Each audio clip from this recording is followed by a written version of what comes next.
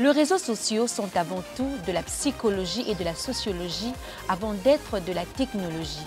Mesdames, Messieurs, c'est parti pour une nouvelle aventure de Femmes d'Exception, votre émission qui vous permet d'obtenir des informations approfondies sur des sujets spécifiques que nous abordons avec nos invités de qualité.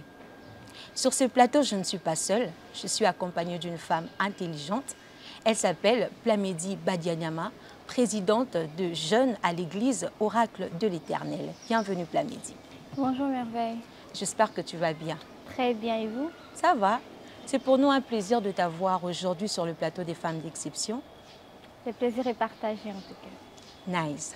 Alors, je disais tout à l'heure que vous êtes présidente de Jeunes à l'Église Oracle de l'Éternel, mais également vous êtes entrepreneur, c'est ça? Oui. Alors, les téléspectateurs qui nous suivent aimeraient savoir de manière un peu plus détaillée qui est Plamedi Badianyama. Alors, Plamedi Badianyama est une jeune dame ambitieuse, appelée, qui aime la grandeur. Déjà, comme vous l'avez dit, je suis présidente de la jeunesse de l'Église Oracle de l'Éternel. Je suis bergère. Je suis également intendante de l'école Révérend Minerve, où j'exerce également comme professeur. Je suis aussi entrepreneur de Mukaji, CEO de Mukaji. Et aussi, je gère Kimiapé. À part ça, je suis aussi dans le média. Donc, vous avez plusieurs casquettes, à ce que je vois. Oui. C'est très bien. Avec vous, Plamedi, nous allons parler d'un sujet, d'un thème. Il s'agit de la jeunesse face à l'influence des réseaux sociaux. Lorsqu'on parle de la jeunesse face à l'influence des réseaux sociaux, ça vous dit quoi personnellement? Déjà, il faut savoir que l'influence, c'est cette capacité d'avoir les monopoles, de pouvoir diriger, conduire, gérer une certaine chose. Et en parlant de l'influence des réseaux sociaux sur la jeunesse, on voit un peu ces pouvoirs qu'a les réseaux sociaux de conduire, diriger et orienter la jeunesse. Le pouvoir des réseaux sociaux de conduire, de diriger et d'orienter la jeunesse. Oui. Lorsqu'on parle de l'influence, on fait aussi allusion aux effets. Aux effets. Donc, les effets qu'une chose exerce sur une autre. Alors, en parlant de réseaux sociaux, quels sont les effets que les réseaux sociaux exercent sur la jeunesse de nos jours? Alors, j'irai de deux manières, la manière positive et la manière négative. La manière positive, ce que les réseaux sociaux sur la jeunesse permet de mieux connaître certaines choses. Il y a plusieurs recherches qu'on fait grâce aux réseaux sociaux. Il y a plusieurs choses qu'on apprend grâce aux réseaux sociaux. Il y a des personnes qui nous impactent de manière indirecte sur les réseaux sociaux. Moi, j'ai eu certaines bonnes relations qui maintenant aboutissent, qui produisent grâce aux réseaux sociaux. Mais également, il y a des côtés négatifs, parce que les gens ont tendance à être influencés de manière négative. C'est-à-dire, on voit tout ce qui se passe, il faut apprendre à trier. Mais les réseaux sociaux, il n'y a pas que du bien, il y a aussi le mal. Et plusieurs jeunes, malheureusement, se laissent influencer négativement. On voit la dépravation de mœurs, on voit plusieurs comportements, il y a même plusieurs attitudes, il y a même en termes de vestimentaire, que les gens adoptent juste parce qu'on voit ça sur les réseaux sociaux. Alors, puisque nous parlons des effets que les réseaux sociaux exercent sur le jeune, donc il y a aussi d'une part des causes. Donc, il y a des causes qui sont à l'origine de ces effets. Alors, qu'est-ce qui fait en sorte qu'un jeune homme ou une jeune femme qui a reçu une éducation de base dans sa famille ou encore qui est à l'écoute des prédications se laisse influencer d'une manière négative par les réseaux sociaux? Déjà, il faudrait savoir, c'est vrai que la famille apporte un grand rôle, c'est vrai que la famille dirige et tout consort, mais la majorité de jeunes se laissent plus entraîner par rapport à l'entourage. C'est-à-dire, la grande cause, c'est l'entourage. Parce qu'un tel m'a dit que je suis un tel, je vais suivre. Parce qu'un tel m'a dit que j'ai entendu le conseil de telle personne, c'est bien, vas-y. Ensuite, donc l'une des plus grandes causes, c'est notre entourage. Les jeunes, on se laisse beaucoup influencer, se laisser aller par l'entourage que parfois par la famille, par l'éducation de la famille. Et ça, c'est un très grand problème. Est-ce que cela n'est pas aussi un manque de personnalité? en quelque sorte. Évidemment. Évidemment, c'en est aussi, c'en est aussi. Mais il faudrait savoir, il y a un adage qui dit, on parle des oranges pourries. C'est même, je crois que c'est une récitation, même à l'école primaire, l'orange pourrie qui contamine les bonnes oranges. Et même dans la vie, dès que vous prenez quelque chose de pourri, vous mettez ça à côté de quelque chose qui est en bon état, vous vous rendrez compte que ça va influencer. Donc, au-delà du manque de personnalité, il faudrait que chacun se connaisse. Même la Bible dit, la foi vient de ce que l'on entend. Une personne ne peut pas résister tout le temps si tu as toujours des gens qui te disent de mauvaises choses, tu as toujours des gens qui te parlent en mal. Tôt ou tard, tu finiras par lâcher. Okay. De nos jours, se vit un phénomène sur les réseaux sociaux qu'on appelle Matalana.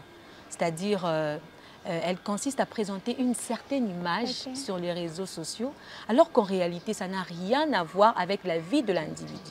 Qu'en penses-tu personnellement? C'est très mal, c'est vivre, c'est essayer de vivre au-dessus de ce moyen. Ça, on se tue, je vous dis, on se tue pour rien. On se tue, on essaie de créer une image au-delà de ce que l'on a. Et moi, j'ai toujours fait une prière à Dieu. Bon, je la livre ici. Depuis plusieurs années, je fais une prière à Dieu. Je dis, je ne veux pas ressembler au figuier qui de loin donne l'apparence d'avoir quelque chose, mais de près ne l'a pas. De loin, en voyant, on pouvait se dire que ce figuier va produire. Mais en arrivant, ce n'était pas sa saison. Et c'est quoi la conséquence? Le Seigneur l'avait maudit. Donc, vivre au-dessus de ce moyen, c'est à couper le souffle. Vous vous endettez, vous vous tracassez pour rien, vous montez. Et ça paiement. Donc, c'est vraiment pas intéressant. Mieux vaut vivre avec ce que l'on a. C'est vrai qu'on veut créer une bonne image et c'est une belle chose, mais créer une image qui n'est pas fausse, créer une image qui est vraie. On vit selon ce que l'on a. Est-ce que pour le jeune chrétien, existe-t-il de versets à la lumière des Écritures qui condamnent en fait le Matalana, ce phénomène? Déjà, je vous ai donné un passage qui montre qu'on peut contextualiser ça dans ce sens. De loin, ça donne l'apparence de quelque chose qui va produire. De loin, ça donne l'apparence de ça va donner. Mais quand on s'approche tout près, il n'y a rien de bon. Pourtant, il y a des attentes que l'on a. Et les attentes dépendent de l'image qu'on se donne de gens, l'image qu'on a. Et lorsque même vous rentrez dans la Bible, les disciples étaient vrais. Tout ce qu'ils faisaient était vrai. Rien n'était faux. Rien, rien, rien, rien. Même lorsque vous lisez l'histoire de Jésus, on l'appelle le fils du charpentier. On n'a pas maquillé son histoire. Jésus-Christ, le roi des rois, il est né comme ça. On n'a pas maquillé son histoire. Il pouvait même aller chez Marthe, Marie, manger. On n'a rien maquillé. Tout ce qu'il faisait, c'était ce qu'il vivait. Ce qu'il pouvait faire, il le faisait. Donc rien n'a été maquillé. Je pense que Jésus est notre plus grand exemple, notre plus grand modèle. Autre chose, c'est que l'influence de réseaux sociaux va jusque dans le règlement de compte. Vous verrez, il y a un individu X qui a un problème avec Y, mais la seule façon pour cet individu-là de pouvoir régler ces problèmes-là, c'est juste d'aller en fait, de faire des statuts visés sur WhatsApp en train de pouvoir régler les comptes avec son prochain. Qu'est-ce que tu en dis personnellement? Ce n'est pas une très bonne manière, c'est pas une très bonne manière de régler les comptes sur les réseaux sociaux. Il y a un problème parce que les réseaux sociaux, nous on est derrière, on voit ce qui se passe, mais il y a une chose que les gens oublient, on le dit même, les paroles s'envolent mais les écrits restent, les images restent. 5 ans, 3 ans, 4 ans plus tard, ça peut vous rattraper. Et il y a même des familles qui ont perdu de valeur à cause de ça. Régler les conflits sur les réseaux sociaux. Et en plus, depuis qu'on a commencé à faire des statuts visés, est-ce que ça a profité à qui? Même la Bible le dit qu'avant d'offrir son offrande, si tu as un problème avec ton voisin, laisse-la. Va. La Bible n'a pas dit va crier. Elle a dit va. C'est-à-dire, c'est en termes de conflit, on règle ça entre nous. On règle ça 2 à 2. On s'entend. Si je mets merveille sur les statuts, Il y a même un phénomène, je ne sais pas si vous connaissez, mettre en miniature. Ok, c'est-à-dire? Mettre en miniature, c'est beaucoup plus sur TikTok. Je ne sais pas, sur tous les réseaux, il y en a. C'est-à-dire quelqu'un a un problème contre toi, il va, on te met en miniature, on parle de ce problème, les gens commandent. Donc, et même les chrétiens le font aussi. Les jeunes chrétiens le font aussi sur les réseaux sociaux. D'ailleurs, s'il faut revenir même en termes de chrétiens, la majorité des personnes qui salissent les réputations des hommes de Dieu, c'est qui? Ce sont les chrétiens. C'est des chrétiens, une sœur, ça n'a pas marché avec l'homme de Dieu. Elle va, lorsque vous avez commencé, on n'était pas au courant. Mais pourquoi lorsque ça s'arrête, vous nous mettez au courant? Continuez dans la discrétion, relation discrète, séparation discrète. Où est notre problème? Alors, parlons de relations tissées sur les réseaux sociaux. Est-ce que c'est fondé sur, premièrement, et deuxièmement, en termes de temps, est-ce que ça dure? Exactement, exactement. Moi je crois que les réseaux sociaux peuvent apporter du côté très positif parce que j'ai des contacts. Je me souviens, je vais citer carrément une amie, Sephora, elle est en Afrique du Sud. Je l'ai connue grâce aux réseaux sociaux, mais ça fait combien d'années? Je ne m'en souviens même plus. Plus de 2 ans. Ça fait plus de 2 ans. Et c'est une amitié qui m'a ouvert d'autres portes. Il n'y a pas qu'elle. Il y a plusieurs personnes, même quand il fallait que j'organise des activités, des conférences. Certaines personnes, je ne le connais pas comme ça. Je les ai connues grâce aux réseaux sociaux. J'ai vu leurs œuvres, j'ai vu leur travail. J'ai dit, tiens, ça c'est les profils que j'ai besoin. J'écris à ces personnes, elles acceptent. Depuis lors, on a gardé contact. Donc je pense que les relations qui se tissent sur les réseaux sociaux ont aussi un bon côté. Ça peut durer, il y a même des mariages. Moi, je connais des personnes qui se sont connues grâce aux réseaux sociaux, qui sont mariées, qui sont heureuses. Mais on dit que lorsque les gens se marient, en fait, quand ils commencent une relation quelconque à travers les réseaux sociaux, surtout par rapport au mariage, dans le milieu chrétien, en fait, ça ne tient pas, ça ne va pas jusqu'au bout, ce genre de relation. Non, ça moi, je ne crois pas. Parfois, si ça n'a pas tenu, cela ne veut pas dire que c'est parce que vous vous êtes connus là. Le problème n'est pas l'origine. Mais le problème est l'acheminement, comment vous acheminez avec. Parce qu'il y a des mariages qui ont tenu, il y a des relations amicales qui ont tenu. Donc, il n'est pas question de l'origine. On peut se connaître là, on peut se connaître n'importe où, mais comment on entretient cette relation, comment on entretient cette amitié. C'est là le problème. Le problème n'est pas on s'est connus sur WhatsApp, Facebook, etc., etc. Non. Le problème, c'est comment vous entretenez, comment vous allez ensemble. Moi, je crois beaucoup aux réseaux sociaux. Je crois parce qu'il y a des amis, comme je l'ai dit tantôt, il y a des amis qui me sont devenus chers. On s'est rencontrés sur les réseaux sociaux. On achemine ensemble, on fait des grands projets ensemble sur les réseaux sociaux. Peut-être que s'il fallait remettre les relations d'une autre manière, on ne se serait jamais connus. Parfois, vous vivez d'un autre bout du monde. Par-ci, par-là, on n'a pas de relation en commun qui pouvait nous rassembler, mais les réseaux sociaux nous ont rassemblés. Donc moi, j'y crois fermement. Il y a un adage qui dit que les réseaux sociaux nous rapprochent de ceux qui sont loin et nous éloignent de ceux qui sont près. Qu'est-ce que ça signifie en réalité? Les problèmes, c'est que plusieurs personnes donnent de la valeur à ce qui est loin et éloignent ce qui est près. C'est aussi l'un des problèmes des réseaux sociaux. Parce que les gens passent tellement trop de temps. Je donne un peu notre exemple. Il nous est arrivé un moment à la maison, on arrive là et tout. Chacun dans son téléphone. Chacun dans son téléphone en train de rire. C'est vrai que ça nous détend et tout. Mais après, on était là, genre, parce que moi, j'ai béni Dieu pour ma famille.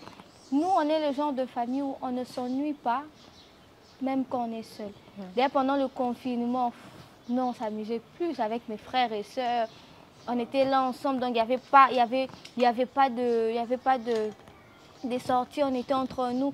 Donc nous, on a appris à tenir une certaine relation ensemble. Mais il est aussi arrivé des moments où les réseaux sociaux nous ont quand même séparés. On sent que mais il n'y a plus la tension comme avant. Mais on sait se rattraper, on sait trouver du temps les uns pour les autres. Par rappel, il y a par exemple ma soeur, comme je le disais tantôt, elle n'est pas ici, elle est en France. Mais à deux fois, on peut parler, ça fait plus de 2 ans ou 2 ans, je ne sais plus. Mais je n'ai pas l'impression qu'elle est loin. Je n'ai même pas l'impression qu'elle est loin. Car les réseaux sociaux... Vous êtes tout le temps en communication? Tout le temps. On peut être on appelle vidéo, surtout s'il ne faut pas que je sorte et tout. On est là, on peut parler, elle travaille, on la regarde et tout. C'est quand même quelque chose qui nous a permis de nous rapprocher de quelqu'un qui est loin. Mais c'est là aussi nous a permis de gérer. Mais tout dépend de la gérance. Comment vous gérez? Comment vous gérez? Que ce soit en amitié, que ce soit en relation, que ce soit dans tous les domaines, comment vous gérez? Ça vous permettra de mieux gérer ceux qui sont auprès et ceux qui sont loin. Parlons de la gestion de réseaux sociaux, lorsqu'on se retrouve entre amis, entre jeunes, en train de parler, comment faire en sorte que les autres ne se sentent pas vraiment lésés du fait que tu sois là en train de parler avec les gens qui sont loin et ceux qui sont, je dirais, proches de toi, se sentent un peu comme déconsidérés. Comment en fait gérer ça? Il faut avoir une certaine maturité pour avoir la gestion. Vous savez, parfois, il faudrait nous-mêmes se rendre compte, j'ouvre une parenthèse, il y a de ceux qui font du mal sans savoir qu'ils font du mal. C'est-à-dire, moi, ce que je fais, j'estime que c'est important. Je donne un exemple. À l'école où je travaille et tout, si ce n'est pas mon heure d'enseigner, je suis là dans ma direction, je suis là en train de gérer ce qu'il faut gérer. Mais il y a des fois, tout le monde est dans la salle de classe, sauf moi. J'ai mon téléphone en main. Mais quand je sens que les gens commencent à venir, on te pose des questions, peut-être que ce que je faisais est très important. Mais je sais qu'ils ne vont pas comprendre si je suis tout le temps sur mon téléphone. Il y a un moment, je mets à côté, j'échange avec tout le monde. J'essaie d'équilibrer. Je sais que j'ai échangé avec eux. Après, je peux revenir sur mon téléphone.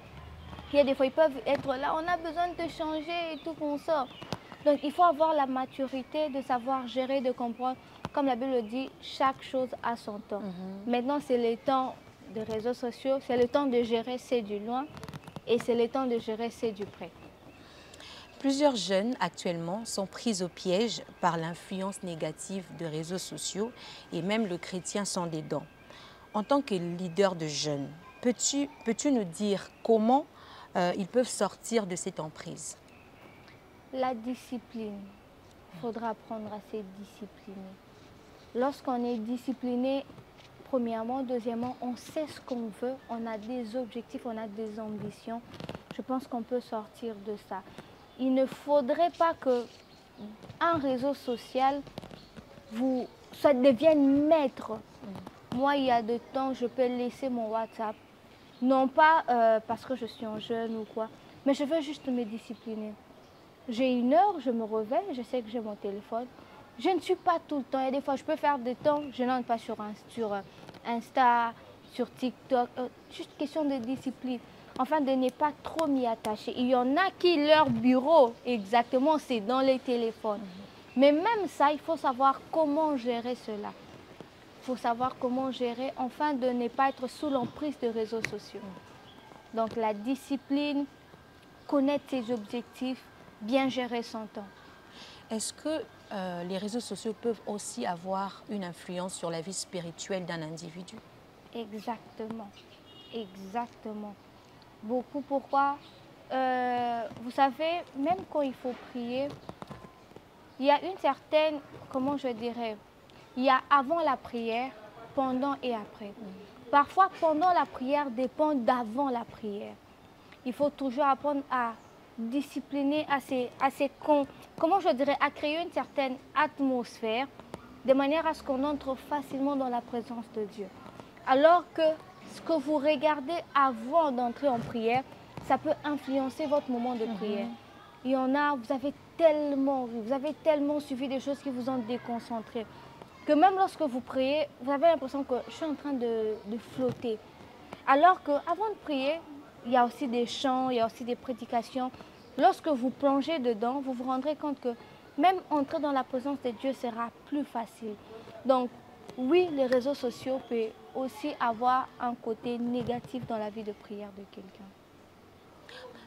Chers téléspectateurs, nous allons suivre un extrait de la prédication de notre très cher invité et tout juste après, nous serons de retour sur ce plateau.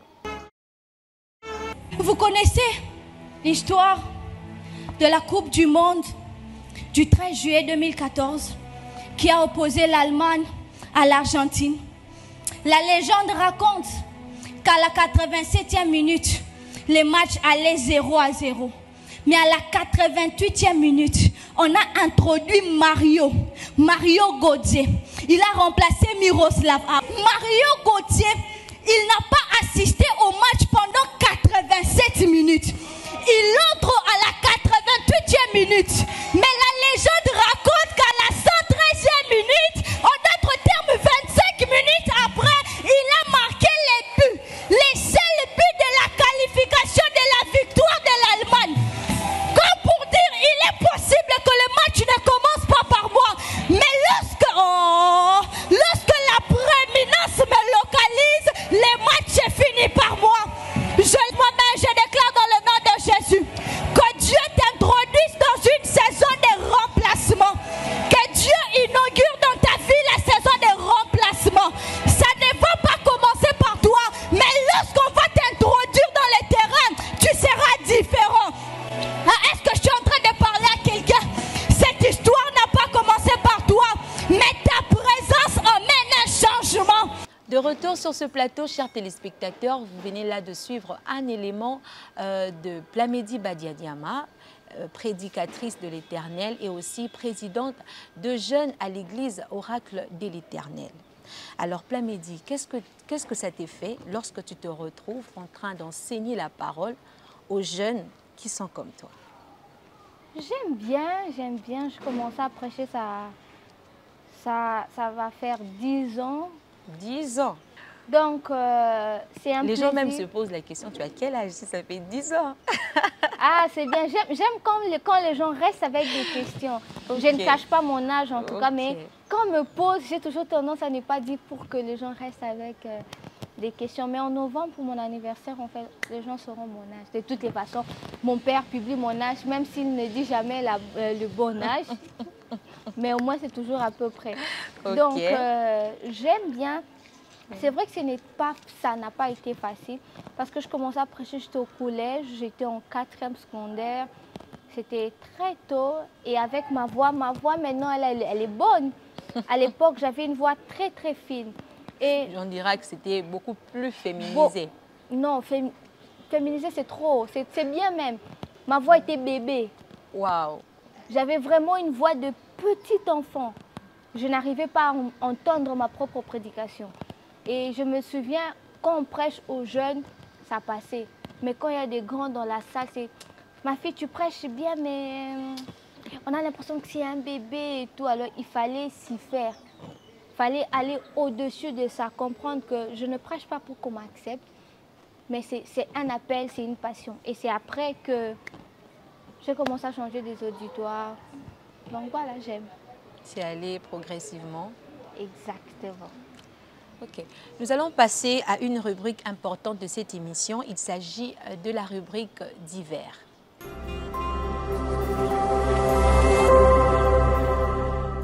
Alors Plamedi, au cours de cette rubrique, nous avons l'habitude de remettre de petits présents à nos invités, de petits cadeaux, une manière pour nous de leur démontrer l'amour et aussi de leur montrer à quel point elles sont exceptionnelles. Et surtout que c'est l'intitulé même de l'émission, donc Femmes d'exception, vous montrer à quel point vous êtes exceptionnelles.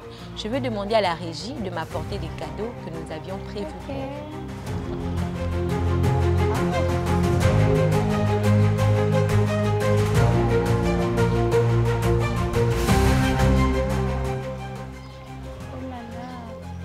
Donc, voici le petit cadeau que nous avions réservé. Mais il y a une chose, c'est que nos téléspectateurs sont très curieux. Ils aimeraient savoir qu'est-ce qui est contenu dans ces paquets. Est-ce que tu peux l'ouvrir?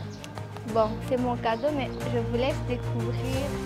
Oh, nous avons les sprays. Oui, une mousse coiffante.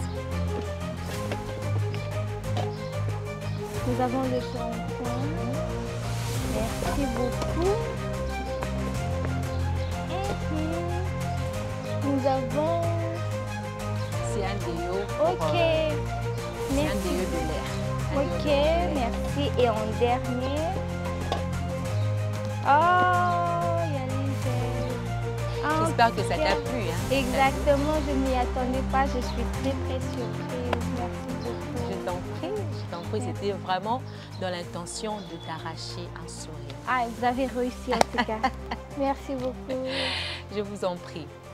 Alors, cette émission est partiellement finie, chers téléspectateurs, mais avant de vous quitter, nous allons recevoir le mot de la fin de l'invité.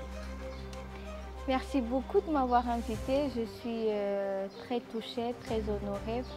Merci pour cette marque de confiance. J'ai beaucoup aimé vous, toute la régie. J'ai vraiment aimé. Ce que j'aimerais dire aux gens, c'est que utilisez bien les réseaux sociaux. Ça peut vous élever comme ça peut vous abaisser. Il y en a qui gagnent de l'argent grâce aux réseaux sociaux.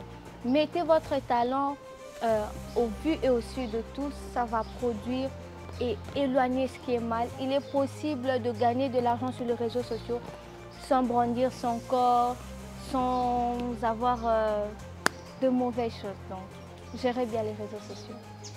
Chers internautes, c'est par ici que nous tirons rideau de cette émission. Nous vous disons merci de l'avoir suivi. Merci à notre invité, merci à ce beau cadre qui nous reçoit, le restaurant Inzia. Nous disons également merci à toute l'équipe de New Image TV. Quant à moi, je vous dis au revoir, mais surtout, abonnez-vous massivement dans nos différentes plateformes sociales.